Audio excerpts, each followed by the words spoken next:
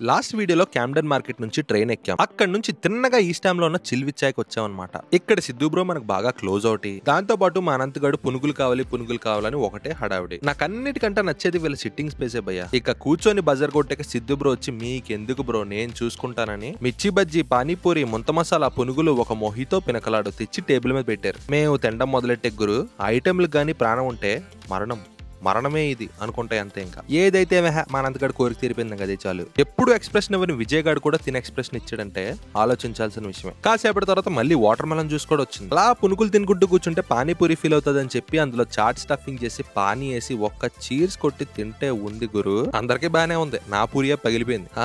సరిలే. మా కాన్సెప్ట్ ఏంటంటే తింటే తిన్న టానవాళ్ళు కూడా మిగలకూడదు. మొంత మసాలా విషయానికి వస్తే అన్నిటికంటే మొంత హైలైట్ గురు. ఆ కారానికి పులుపుకి ఒక్కసారి ఆర్కే బీచ్ గుర్తొచ్చింది. తిండ ఒక సిప్ డ్రింక్ చేయడం ఒకటే బీటింగ్. అవన్నీ తిని కొంచెం కాసేపు రెస్ట్ తీసుకుందని మా వాళ్ళు అన్నారు. నేను ఊరుకోనుగా సైకోనా కొడుకుని గురు.